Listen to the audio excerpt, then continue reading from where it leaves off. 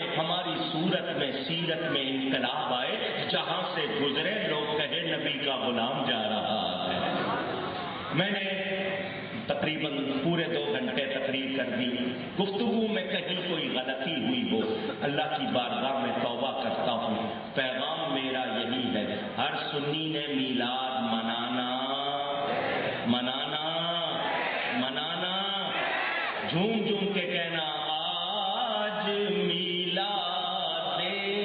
نبی ہے، کیا سہانا نور ہے، آج میلاد نبی ہے، کیا سہانا نور ہے، آ گیا وہ نور والا جس کا سارا نور ہے، آ گیا وہ نور والا جس کا سارا نور ہے۔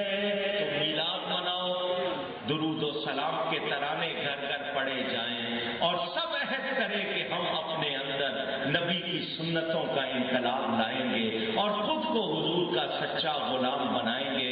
میں اس انجمن کو، جو ان ساتھیوں کو، ان کے تمام معاونین، منتظمین، جس نے ان کا ساتھ دیا، جتنے آئے، سب کے لیے دعا کرتا ہوں اللہ تعالیٰ آپ سب کو اجر عطا فرمائے۔ محفل جاری رہے گی، ان کا پروگرام جاری رہے گا۔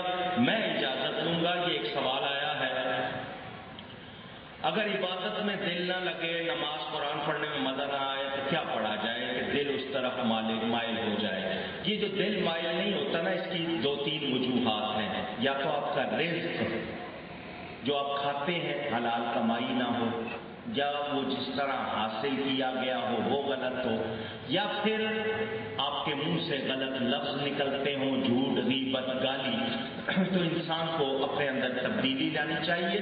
تو اگر ایسا ہو، دل نہ لگے، تو آپ لا حول ولا قوت الا باللہ العلی العظیم پہلے یہ تسبیح پڑھ کے پھر قرآن پڑھیں، نماز پڑھیں، تو انشاءاللہ دل لگے گا۔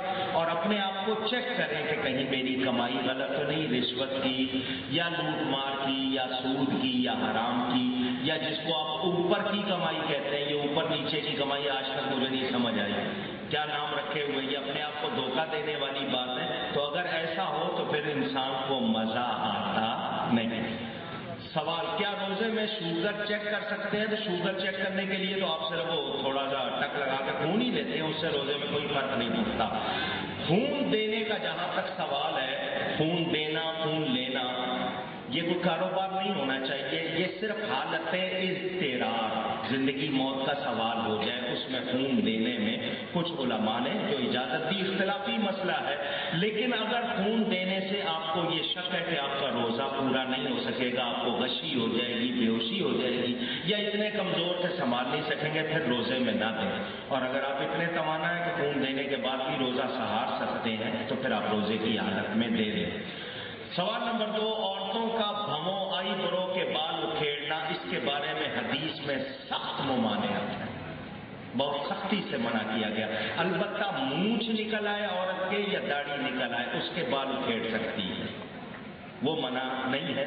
لیکن یہ آنکھوں پہ ابرو ہوں یا پلکیں ہوں، اس کے آپ لوگ اس لیے اس کا ڈیزائن بدلنا چاہتے ہیں کہ کیا اللہ نے غلط ڈیزائن بنایا ہے؟ مطلب اللہ کے بنائے ہوئے پہ راضی نہیں ہے، آپ جو بنائیں گے۔ تو یہاں بال اکھیڑنے سے آنکھوں کو جو بیماری لگتی ہے پھر وہ بھگتنی پڑتی ہے، تو یہ جائز نہیں ہے، حدیث کے مطابق سخت منع ہے۔ میرے والد صاحب کی کتاب آپ سفینہ نوح حصہ 2، اس میں عورتوں کو پڑھنی چاہیے۔ تو مسئلہ جو شریعت کا ہے وہ یہ کہ آپ اللہ کی بنائی ہوئی چیز پر راضی نہیں ہیں، یہاں تک کہ کوئی عورت چھوٹے قد کی ہو تو اونچی ہیل پہننے منع نہیں ہے، لیکن اپنے قد پہ راضی نہ ہو، ناراض ہو کر اونچی ہیل پہنے تو وہ حرام ہو جائے گی۔ کیا مطلب وہ اللہ پہ ناراض ہو رہی ہے کہ میرا قد چھوٹا کیوں بنا ہے؟ ویسے فیشن میں پہنتی ہے تو بھلے سے 6 انچ نہیں 12 انچ کی پہن لے، اسی کو مشکل ہوگی، اسی کی پنڈلیاں دکھنی، ہمارا کیا جانا ہے؟ گرے گی تو وہی گرے گی نا پینسل ہیل پہن کے۔ تو اگر ناراض ہو کر پہن رہی ہے تو وہی حرام ہوگا۔ عورتوں کو یاد رکھنا چاہیے کہ ان کا بناؤ سنگار اپنے شوہر کے لیے ہو تو ثواب ہے، دوسروں کے لیے ہو تو عذاب ہے۔ مگر وہ کہتی ہے شوہر کے لیے کیا بننا ہے، اس کا کیا فائدہ؟ شوہر کے لیے ماسی بنی رہتی ہے، دوسروں کے لیے میم بن جاتی ہے۔ تو یہ غلط رواج پڑ گئے ہیں۔ مسلمان عورت کو اپنی عزت کا خیال رکھنا چاہیے۔ مسئلہ آپ نے پوچھا، میں نے جواب دے دیا۔ یہ جلسہ جاری رہے گا، آپ تشریف رکھیں، پروگرام جاری۔ میں اجازت لیتا ہوں، السلام علیکم ورحمۃ اللہ۔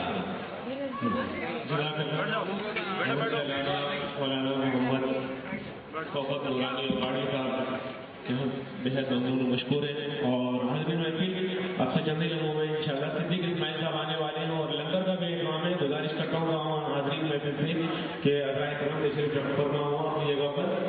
اب سے چند ہی لمحوں میں صدیق اسماعیل صاحب تشریف لانے والے ہیں اور لنگر کا بھی اہتمام کیا گیا ہے۔ تمام حضرات کی گزارش ہے، مختصر سی محفل رہ گئی ہے، جہاں اتنا وقت دیا آپ حضرات نے کچھ وقت اور دیجیے اور مکمل محفل کر کے لنگر کا نام فرماتے ہوئے صلاۃ السلام کے ساتھ آپ حضرات یہاں سے جائیے گا۔ گزارش ہے، بہت مزبان گزارش ہے، قاری بیٹھ جائیے، تمام حضرات جو حضرات کھڑے ہوئے ہیں حضرات کرام بیٹھ جائیں تاکہ محفل کا تقدس کا عمل نہ ہو اور محفل ہماری جاری و ساری رہے گی۔ ہمارے درمیان کیوں ٹیلی ویژن کے معروف نغمہ قاری اسد الحق صاحب تشریف فرما ہے اور اس کے علاوہ وطن عزیز کے بین الاقوامی ناظمہ